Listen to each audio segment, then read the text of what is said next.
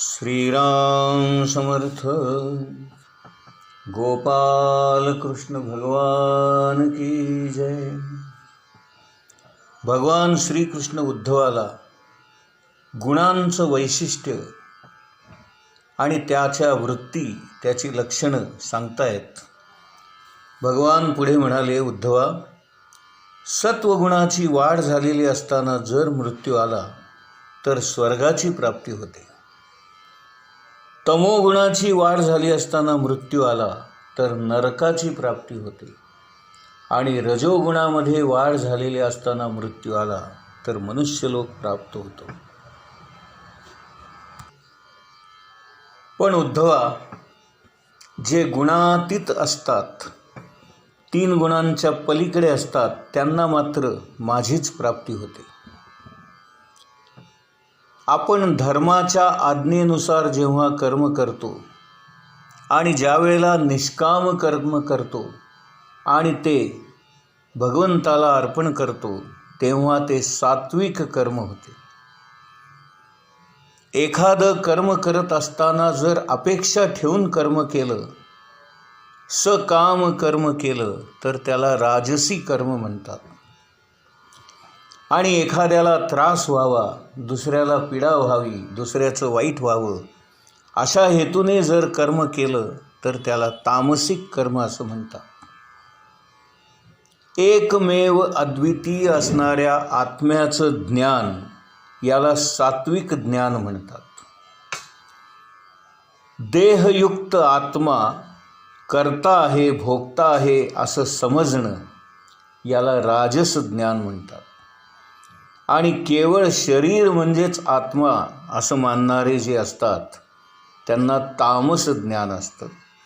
ते शरीरालाच महत्त्व देतात, आत्म्याकडे दुर्लक्ष करतात. ज्यांचं ज्ञान गुणातीत असतं तेच खरे माझ्या स्वरूपाचं ज्ञान प्राप्त करून घेतात आणि तेच खरं ज्ञान होय. वनात राहणं हा सात्विक निवास समजावा. गावामध्ये, शहरामध्ये, वस्तीमध्ये राहणं हा राजस निवास समजावा.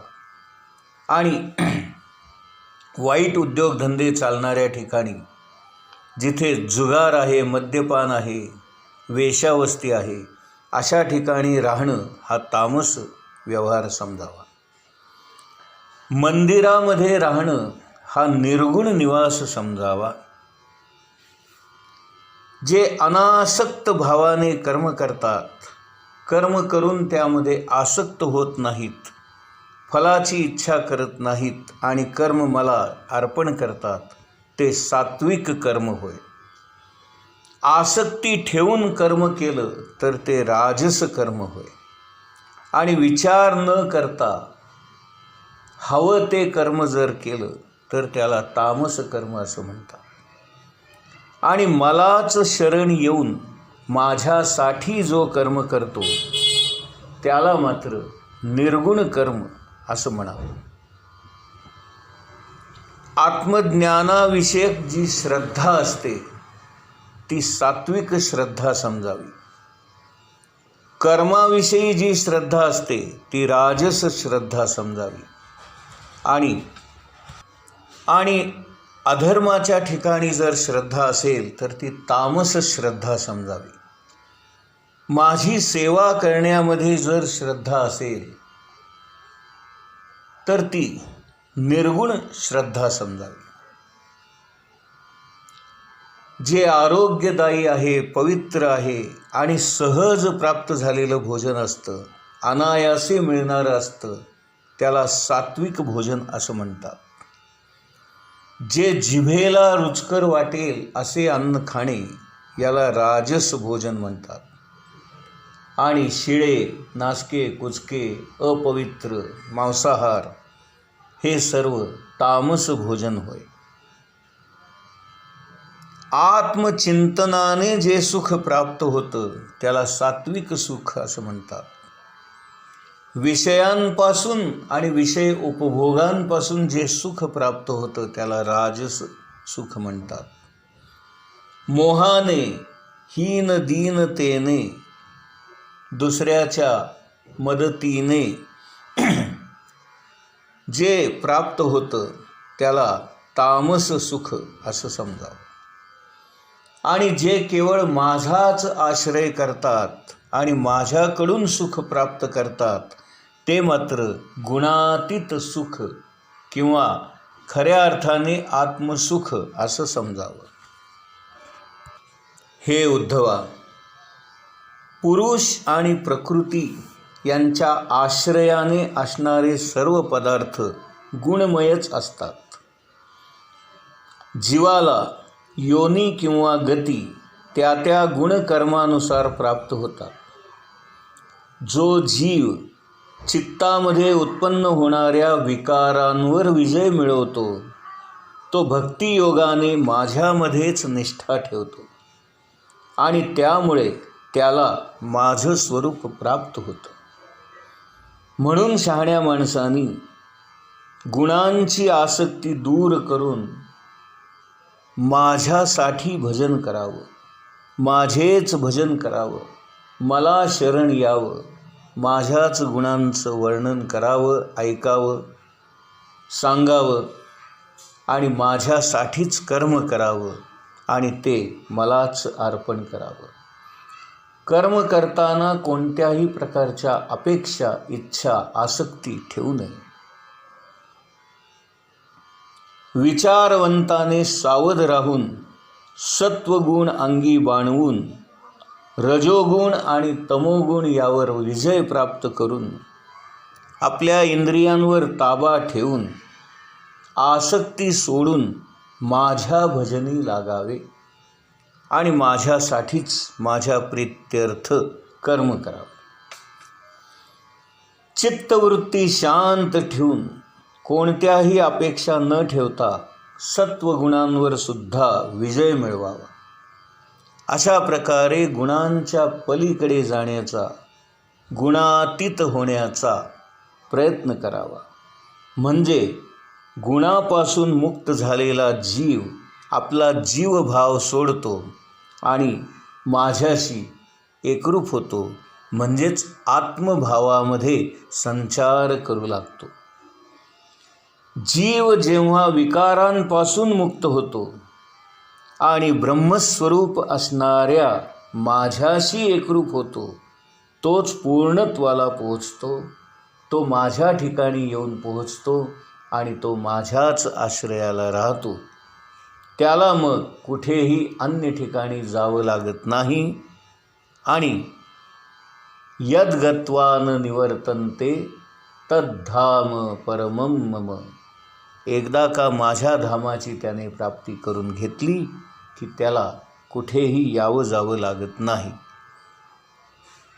अशा प्रकारे उद्धवा, मी तुला गुणांची वैशिष्ट्ये, त्यांची लक्षणे आणि त्यांच्या वृत्ती याचं सविस्तर वर्णन ऐकवलं. भगवान श्रीकृष्ण पुढे म्हणतात, माझ्या प्राप्तीचं मुख्य साधन असणारं हे शरीर, मानवी शरीर मिळाल्यानंतर जो माझी फक्त भक्तीच करतो आणि प्रत्येकामध्ये असणाऱ्या मला, भगवत स्वरूपाला जो पाहतो, तोच मला म्हणजे सच्चिदानंद स्वरूप असणाऱ्या परमात्म्याची प्राप्ती करून घेतो. जीव गुणमय जीव योनीपासून कायमचा मुक्त झाला असताना माया स्वरूप असणाऱ्या गुणांच्या पसाऱ्यात राहून सुद्धा त्या गुणांमुळे तो बांधला जात नाही. कारण त्या गुणांना वास्तविक पाहता स्वतंत्र अस्तित्वच नाही.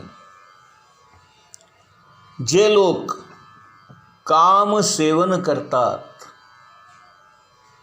ज्यांच्या कामभावना तीव्र असतात, ज्यांचे कामविकार प्रगल्भ असतात आणि उदरभरण करून सुद्धा जे उदरभरण करण्यामध्येच सारा वेळ वाया घालवतात, जे कामतृप्तीसाठीच धडपडतात आणि कितीही कामसेवन केलं आणि कितीही उदरभरण केलं यांनी ज्यांची संतुष्टी होत नाही अशा दुर्जनांची संगत सज्जनांनी कधीही धरू नये.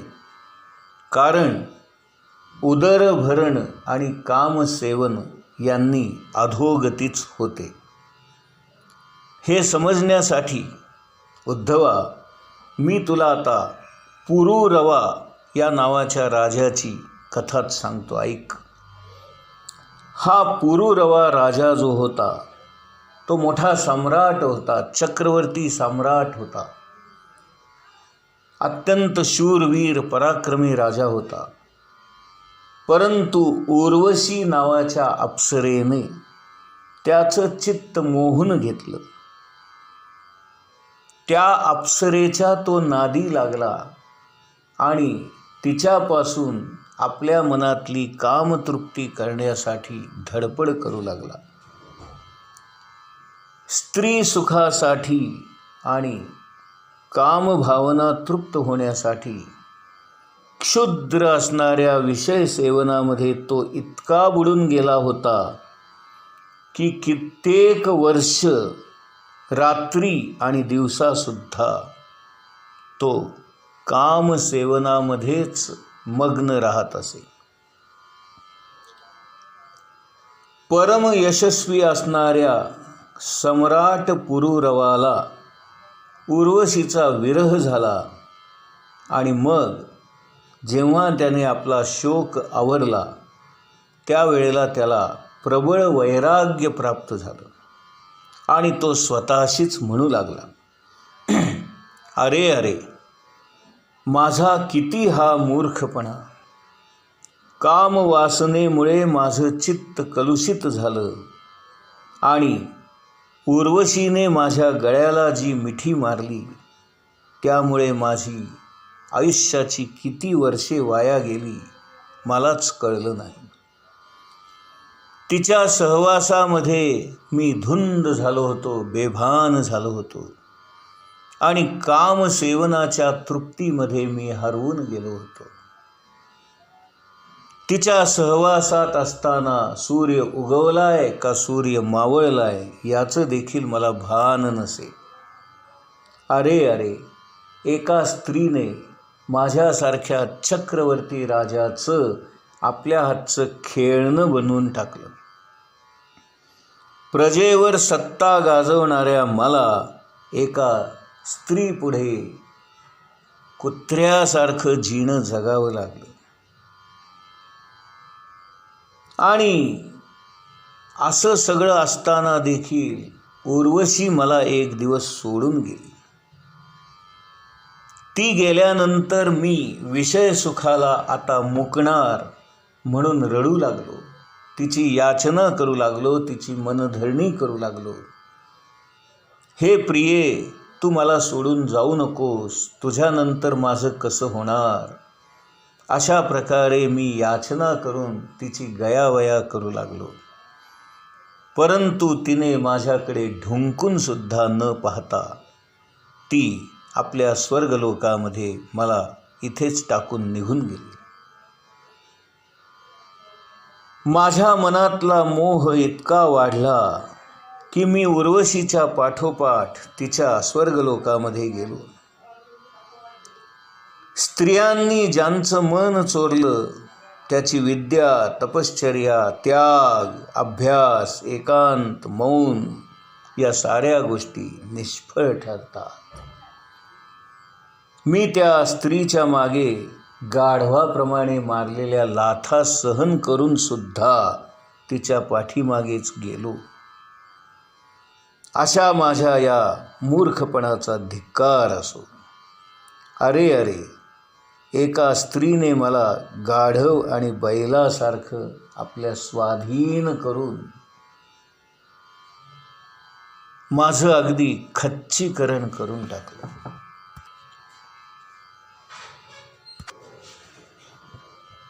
अनेक वर्ष उर्वशीचं सेवन करून सुद्धा, तिचं अधरामृत पिऊन सुद्धा, तिच्या सहवासात राहून सुद्धा, तिच्याकडून स्त्री सुख घेऊन सुद्धा माझी कामवासना तृप्त झाली नाही. अरे अरे, माझ्या या मोहमयी स्त्री सुखासाठी हपापलेल्या चित्ताला एका भगवंताशिवाय कोण बरे मुक्त करू शकेल. अशा प्रकारे तो शोक करू लागला आणि स्वतःची निर्भर्सना करू लागला.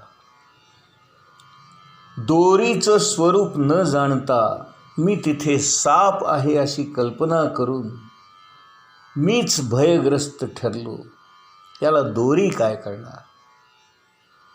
माझंच मन जर माझ्या ताब्यात नाही आणि मी त्या उर्वशीचा यथेच्छ उपभोग घेतला, त्याला उर्वशी तरी काय करणार?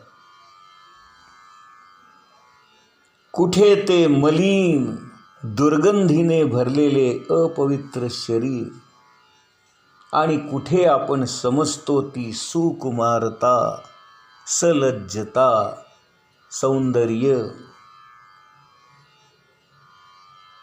अशा या अपवित्र तुच्छ शरीराच्या ठिकाणी माणूस आसक्त होऊन म्हणतो, आहा, काय स्त्रीचे सौंदर्य आहे, काय तिचा चेहरा आहे, काय तिचं मुख आहे, काय तिचं नाक आहे, किती मनमोहक तिचं हास्य आहे. आपण त्या शरीरावर भुलतो, त्याची आसक्ती ठेवतो. हे शरीर कुणाच्या मालकीचं आहे? आपल्या मालकीचं आहे का आपल्या पत्नीच्या मालकीचं आहे का आपल्या आईवडिलांच्या मालकीचं आहे? शेवटी हे अग्नीच्या स्वाधीन किंवा कोल्ह्या कुत्र्यांच्या स्वाधीनच होणार. गोपाल कृष्ण भगवान की जय.